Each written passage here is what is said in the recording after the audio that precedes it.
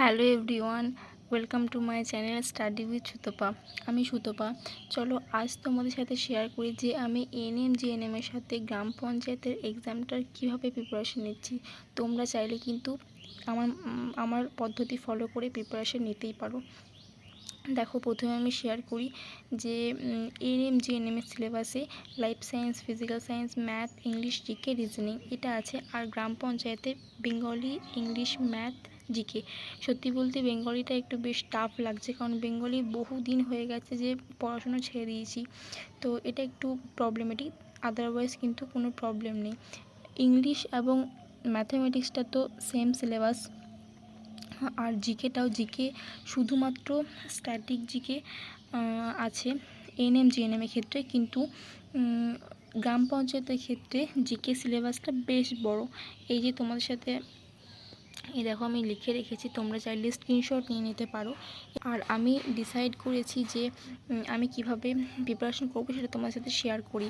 দেখো, এই রাজ্য সরকারের এক্সাম বহুদিন পর হচ্ছে, তো এই সুযোগ হাতছাড়া করাটা একদমই উচিত না। আমি তোমাদেরকেও বলবো যে তোমরা এই সুযোগ হাতছাড়া করো না, এক্সামে অবশ্যই বসো। অনেকে তোমরা আমাকে কমেন্ট করছো যে তোমাদের নাকি এএনএম জিএনএম ছাড়া অন্য কিছু পড়তে ভালো লাগছে না, কিন্তু আমি বলবো দেখো, শুধুমাত্র তোমাকে বেঙ্গলি আর জিকেটাই একটু আলাদা করে পড়তে হবে, আদারওয়াইজ সমস্ত কিছু একই।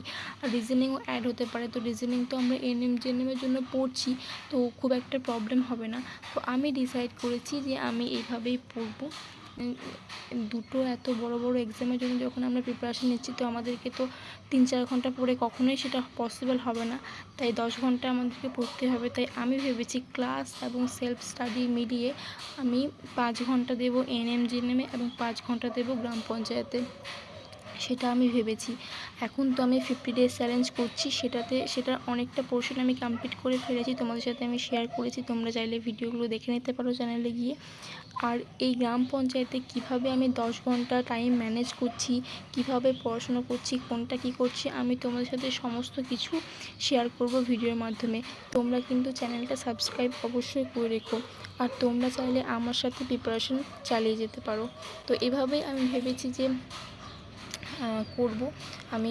তোমরা যখন ভিডিওটা দেখছো তখন অলরেডি আমি প্রিপারেশন স্টার্ট করে দিয়েছি, কারণ আমি ভিডিওটা শ্যুট করছি অনেক আগে, কিন্তু পোস্ট হয়তো বেশ কয়েকদিন পর হবে।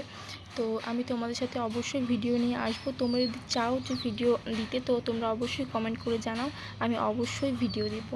আজকে ভিডিওটা এই পর্যন্তই, আবার দেখা হবে নতুন একটা ভিডিওর সাথে। ততক্ষণ ভালো থেকো, সুস্থ থেকো, পজিটিভ থেকো, টাটা।